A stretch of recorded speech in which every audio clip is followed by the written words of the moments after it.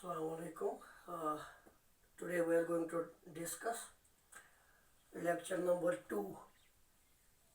This is lecture number 2 of transport in plants, facilitated diffusion.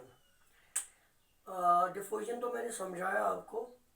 Diffusion क्या होता है फिर से मैं बोल दूं. Transport of solute particles from a region of higher concentration to a region of its lower concentration along a concentration gradient till it reaches equilibrium. तो यहाँ पे मैंने डिफ्यूजन ही लिखा है, लेकिन इसके साथ ये वर्ड जुड़ा है facilitated. This word is added to this diffusion. Facilitated मतलब अगर डिफ्यूजन होगी, ट्रांसपोर्ट ऑफ मटेरियल होगा, लेकिन कुछ चीज़ें सिंपल डिफ्यूजन से ट्रांसपोर्ट नहीं होती हैं, उनको किसी चीज़ की ज़रूरत पड़ती है जो उसके साथ बाइंड करके इसको उस सबस्टेंस को पास कराने में मदद करती है. जो चीज़ किसी सबस्टेंस को हेल्प करती है, असिस्ट करती है डिफ्यूज होने में from outside to inside the cell across plasma membrane, तो उसी को हम फैसिलिटेटेड डिफ्यूजन कहते हैं. सो मैंने लिखा यहाँ पे, फिर मैं समझाऊंगा. द डिफ्यूजन ऑफ हाइड्रोफिलिक, यहाँ पे पॉइंट है हाइड्रोफिलिक सबस्टेंसेस का डिफ्यूजन होना अलोंग कंसंट्रेशन ग्रेडियंट. तो यहाँ पे भी high concentration to lower concentration की बात है. और ये भी आप लिखेंगे कि रेट ऑफ डिफ्यूजन जो है वो कंसंट्रेशन ग्रेडियंट पे भी डिपेंड करती है. कंसंट्रेशन ग्रेडियंट अगर ज़्यादा होगा तो रेट ऑफ डिफ्यूजन भी ज़्यादा होगी. मतलब मैं यहाँ पे फिर से समझाऊंगा. ये मेरे पास दो कंपार्टमेंट है, इसमें ज़्यादा सोल्यूट पार्टिकल्स है, इसमें बहुत कम पार्टिकल्स है. मान लो इसमें 100 है, इसमें 10 ही है, तो हायर कंसंट्रेशन तो लोअर कंसंट्रेशन होगी, तो मूवमेंट यहाँ से यहाँ होगी या यहाँ से यहाँ होगी. और जितना ज़्यादा कंसंट्रेशन ग्रेडेड होगा, रेट ऑफ डिफ्यूजन भी उतना ज़्यादा होगा. लेकिन यहाँ पे मैंने लिखा है हाइड्रोफिलिक. मैं जिगर मेरा बना दूं प्लाज्मा मेम्ब्रेन. प्लाज्मा मेम्ब्रेन जो होता है हमारे पास, इस तरीके का बाइलिपिड लेयर होती है. मैं एक सेक्शन लेता हूँ प्लाज्मा मेम्ब्रेन का, और ये आप लोग इन ज़ूलॉजी उसमें भी सीखेंगे, या आप लोग 9th में भी इसको सीख चुके होंगे जब आपने सेल बायोलॉजी पढ़ी होगी. तो मैं यहाँ पे ये बना रहा हूँ. This is the section of a plasma membrane. इसके साथ लगे होते हैं प्रोटीन्स. आउटसाइड दिस प्रोटीन्स लगे हुए होते हैं जिनको बोलते हैं हम एक्सट्रिंसिक प्रोटीन्स. Extrinsic proteins. और इसके बिल्कुल जो चैनल्स बनाते हैं, यहाँ पे मैं एक चैनल बनाऊंगा. This one is called intrinsic protein. तो यहाँ पे एक और बनाएंगे इंट्रिंसिक प्रोटीन. उसके बाद फिर से यहाँ पे होते हैं proteins. This is called bilipid, phospholipid bilayer of plasma membrane. So ये एक सेक्शन लिया मैंने प्लाज्मा मेम्ब्रेन का. Consider it this one inside of the cell, inside cell, और ये वाला जो है outside. जिगर मेरा यहाँ पे जो हाइड्रोफोबिक होते हैं, मैं फिर से याद दिला दूं आपको, जो ये प्रोटीन्स होते हैं, this one they are hydrophilic. Hydrophilic मतलब ये हाइड्रो जो है, hydro means water, philic means loving. ये वाटर लविंग है, लेकिन जो ये बीच वाली लेयर है phospholipid bilayer, it is hydrophobic. पहले समझ लेना पूरी बात, दिस इज हाइड्रोफोबिक, मतलब यहां तक पानी बिल्कुल आ सकता है, लेकिन यहाँ पे जो ये वाली लेयर है इधर आके पानी अटक जाएगा, पानी इस बिल्कुल पास नहीं होगा, क्योंकि ये जो ब्लू लाइन से आप देख रहे हो, दिस इज फॉस्फोलिपिड और लिपिड बाइलेयर, इसको पानी से डर लगता है, this is hydrophobic, as I have written here, hydrophobic. तो पानी कैसे एंटर होगा इनसाइड द सेल, पानी, बाकी जो अगर मैं यहाँ पे लिख लूँ ना, लिपिड चीजें, लिपिड या फैट की चीजें, फैट की चीजें आसानी के साथ सेल के अंदर आती है, क्योंकि ये प्रोटीन उसको कुछ नहीं करेगा लिपिड को, बाद में सारा फैट ही फैट सॉल्युबल है और ये फैट ही अंदर आ रहा है।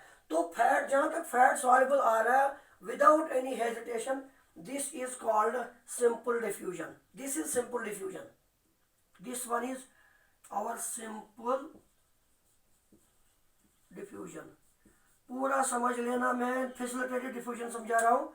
जिगर मेरा ये जो फॉस्फोलिपिड बाइलेयर है, इसमें आउटसाइड के प्रोटीन लगे हैं और यहाँ भी प्रोटीन लगे हैं, और जो बीच में ये लेयर है इट इज लिपिड बाइलेयर, जो हाइड्रोफोबिक होती है। Hydro means water, phobic means डर, इसको पानी से डर लगता है। तो जो फैट सॉल्युबल चीजें होंगी वो आसानी के साथ अंदर कर जाएंगी थ्रू सिंपल डिफ्यूजन, उनको किसी की चीज की मदद की जरूरत नहीं पड़ती है, तो वो आसानी के साथ अंदर आ सकते हैं। लेकिन जहां तक जो वाटर सॉल्युबल चीजें हैं, मैं यहाँ पे लिख दूं, वाटर सॉल्युबल यानी कि सोडियम को अंदर आना है, सोल्यूट्स को अंदर आना है, जो भी वाटर सॉल्युबल चीजें हैं इनको अंदर आना है, लेकिन ये अंदर नहीं आ पाती है बिकॉज यहाँ पे जो ये लेयर है इट इज हाइड्रोफोबिक, तो इनको अंदर आना ही आना है। तो कैसे आएंगे अंदर, यहाँ पे एक दो किस्म के प्रोटीन जिनको बोलते हैं ट्रांसपोर्ट, या मैंने लिखा यहाँ पे मेम्ब्रेन ट्रांसपोर्ट प्रोटीन्स, दो प्रोटीन्स होते हैं जो कहलाते हैं कैरियर प्रोटीन्स, और यही कैरियर प्रोटीन्स जो यहाँ पे इसके अंदर इंट्रिंसिक प्रोटीन जो है, ये वाला सोडियम जो है इसी या वाटर सॉल्युबल चीज है, इसी कैरियर प्रोटीन की मदद से अंदर आएंगे इनसाइड द सेल। तो इस चीज को, वाटर सॉल्युबल चीज को प्रोटीन ने मदद करी अंदर आने के लिए, और from higher concentration to lower concentration आने के लिए, लेकिन मदद किसने की, मदद की कैरियर प्रोटीन ने। इसकी वजह से इसको हम बोलते हैं फैसिलिटेटेड डिफ्यूजन। तो हो गई, लेकिन with the help of this protein, carrier protein की हेल्प से ये डिफ्यूजन होगी, that's why it is called facilitated diffusion. दूसरा पॉइंट मैं ये सिखाना चाहूंगा इस तरह, अगर आपके समझ में नहीं आया तो जिगर मेरा, मान लो यहाँ पे इस वाली चीज को अंदर आना है, ये बाहर अभी है, ये अभी बाहर है ये चीज, इसको अंदर आना है सेल के अंदर, this is inside and this is outside.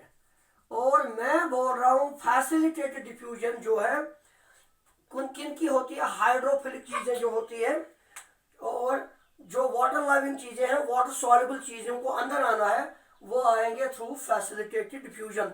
वो सिंपल डिफ्यूजन से नहीं आ सकती हैं, क्योंकि जो बाइलेयर है, लिपिड बाइलेयर है, it is hydrophobic in nature, so it don't allow the water soluble things to come in.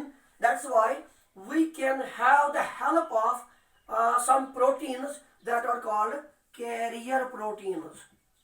Carrier proteins उनको कहते हैं जो हमें मदद करेंगे इन वाटर सॉल्युबल चीजों को अंदर लाने के लिए। तो ये हमारे पास बेटा चीज है, इसको अंदर आना है, तो ये क्या करेगा, ये बाइंड करेगा कैरियर प्रोटीन के साथ, दिस इज द प्रोटीन, तो इसके साथ बाइंड कर गया। अब ये प्रोटीन यहां पे आ गया, प्रोटीन यहां पे आ गया, along with the सबस्टेंस जिसको अंदर आना है, किस वाली सबस्टेंस को अंदर आना है, हाइड्रोफिलिक यानी कि वाटर सॉल्युबल चीज को अंदर आना है। फिर यहाँ पे आके ये चीज इसके साथ जुड़ी हुई है, ये प्रोटीन इसको अपने साथ बाइंड करती है। The carrier protein binds the substances with it which are to be taken in to the cell। तो यहाँ पे आके ये कैरियर प्रोटीन जो है यहाँ पे आके इनसाइड सेल जो है इस प्रोटीन को, इस सबस्टेंस को रिलीज करके वापस अपनी जगह पे पहुंचती है। और इसी तरह हम कहते हैं इसको, इस प्रोटीन को पिलियोमॉर्फिक, ये अपनी शक्ल बदलता रहता है। सो यहाँ पे जिगर मेरा ये चीज जो अंदर लाई हमने with the help of this protein which is called carrier protein. और कैरियर प्रोटीन दो किस्म के होते हैं हमारे पास, एक होता है पोरीन और दूसरा होता है एक्वापोरियंस, पोरियंस एंड एक्वापोरियंस। तो बेटा पोरियंस जो है ये भी प्रोटीन है जो बनाते हैं लार्ज पोर्स बनाते हैं। अगर आपसे पूछा जाएगा पोरिन को कहाँ पे पाएंगे आप, पोरिन को आप पाएंगे आउटर मेम्ब्रेन ऑफ प्लास्टिड्स के पे होता है, outer membrane of plastids, mitochondria के पास होते हैं ये, और इवन ये होते हैं बैक्टीरिया के मेम्ब्रेन के पास, ये पोरिन्स होते हैं फॉर फैसिलिटेटेड डिफ्यूजन। तो ये पोरिन्स जो बनाते हैं लार्ज पोर्स बनाते हैं for the entry of the substances from outside to inside the cell. तो एक्वापोरिन जो होते हैं, एक्वा ये होते हैं वाटर चैनल भी इनको बोलते हैं। Aqua means water and porin means channel protein, इनको वाटर चैनल्स भी कहते हैं, जो 8 टाइप ऑफ प्रोटीन्स के बने होते हैं channels. Water channels are made up of 8 types of proteins. तो जिगर मेरा यहाँ पे तो समझ लेंगे हम डिफ्यूजन ऑफ हाइड्रोफिलिक, यहाँ पे जो है ये वाली चीज है, दिस इज वाटर सॉल्युबल। इस वाटर सॉल्युबल को हम अंदर लाएंगे अलॉन्ग द कंसंट्रेशन ग्रेडियंट, मतलब यहाँ पे ज्यादा तादाद में सॉल्यूट होना चाहिए, अंदर बिल्कुल कम होना चाहिए। तो डिफ्यूजन होगी from higher concentration to lower concentration और through fixed membrane transport. Fixed membrane transport जो है प्रोटीन जो है जिसको हम बोलेंगे कैरियर प्रोटीन, इसी प्रोटीन की मदद से ये अंदर आते हैं without the expenditure of ATP और एनर्जी खर्च किए बगैर। That's why it is a passive transport। Facilitated diffusion is also a passive transport and it is a slower process, it don't need any type of energy। अब हम बात करेंगे जो ये पोरिन्स है इनमें क्वालिटी है, या प्रोटीन्स की क्वालिटी एक है। मैं यहाँ पे बना दूं, चलो ये एक प्रोटीन है, एक कैरियर प्रोटीन, दूसरा कैरियर प्रोटीन और तीसरा कैरियर प्रोटीन। जिगर मेरा इनमें क्वालिटी होती है, प्रॉपर्टी होती है। प्रॉपर्टी लिखूंगा मैं पहले, प्रॉपर्टीज ऑफ पोरिन्स और कैरियर प्रोटीन्स। इनमें प्रॉपर्टी ये होती है, पहली प्रॉपर्टी होती है सिलेक्शन मतलब जिगर मेरा जिस चीज को इन्होंने अंदर लेना है, मान लो ये चीज ए है और बी है, दो चीजें मुझे अंदर लेनी है। This is inside of the cell and this one is outside of the cell. जिगर मेरा प्रॉपर्टी इन पोरिन की है, दे आर सेलेक्टेड, ये सिलेक्शन करते हैं। हमें ए वाली चीज को लेना है तो ए वाली चीज ही अंदर आएगी, बी वाली चीज अंदर नहीं आएगी। सो ये सिलेक्टेड मटेरियल को अंदर लेते हैं, दे आर सिलेक्टिव। दूसरा पॉइंट, दे आर सैचुरेटेड मतलब जितनी ताकत इनको अंदर लेने की है उतना ही ये फिक्स्ड अमाउंट को अंदर लेंगे। चाहे सोडियम को अंदर लेना होगा, पोटेशियम को अंदर लेना होगा, किसी भी सॉल्यूट को अंदर लेना होगा, वो एट द सैचुरेटेड अमाउंट पे वो अंदर चला जाएगा, उसके अलावा नहीं। तीसरा पॉइंट, दे आर इनहिबिटर्स।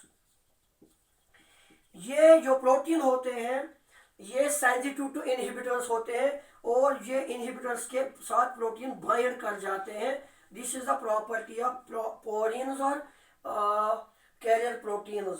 तो सिलेक्टिव मटेरियल सिलेक्शन होती है, किसको अंदर आना है, कितनी चीज़ों को अंदर आना है, और सैचुरेशन के हिसाब से हमेशा अगर हमें फॉर एग्जांपल 4 चीज़ों को अंदर लेना है, दिस इज द सैचुरेशन, तो 4 ही चीज़ें अंदर होंगी, 5वीं चीज़ के लिए हमें सैचुरेशन को ओवरकम करना होगा, तभी ये 5वीं चीज़ अंदर आ सकती है।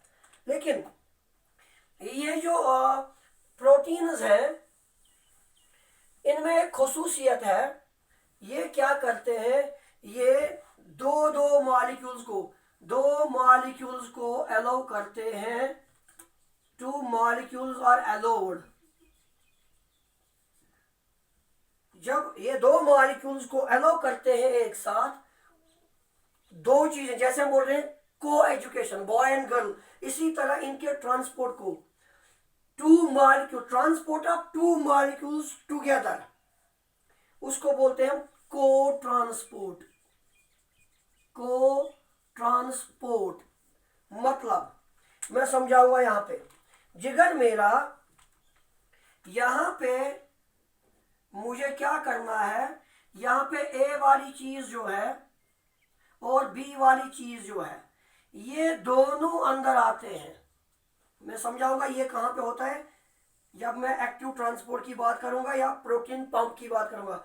जिगर मेरा, ये दोनों चीजें ए और बी, यहाँ पे ए और बी इनसाइड द सेल आ चुके हैं, इनसाइड। तो यहाँ पे 2 चीजें एक साथ आई हैं और एक ही डायरेक्शन पे, वो बाद में जानेंगे डायरेक्शन वाइज, इनका अलग अलग नाम है। तो 2 मॉलिक्यूल एलो हो रहे हैं, उनको बोल रहे हैं को ट्रांसपोर्ट। लेकिन when 2 molecules or 2 substances are transported along the same direction at one time, मैं लिखूंगा यहाँ पे सेम डायरेक्शन, बेटा पार्टिकल या मॉलिक्यूल की सेम डायरेक्शन है और एट वन टाइम है, एक ही वक्त पे है, सेम डायरेक्शन पे है और 2 मॉलिक्यूल अंदर आ रहे, this is called symport. This one is called, this type of transport is called symport and the symport is found in facilitated diffusion. समझ लेना, जब 2 मॉलिक्यूल, 2 चीजें एक साथ अंदर जाएंगी एक ही टाइम पे एक डायरेक्शन में, उसको बोलते हैं सिम्पोर्ट। और ये सिम्पोर्ट बेटा अगर हम प्रोटीन पंप्स की बात करेंगे, ये कब होता है, ये होता है इंटेस्टाइन्स में।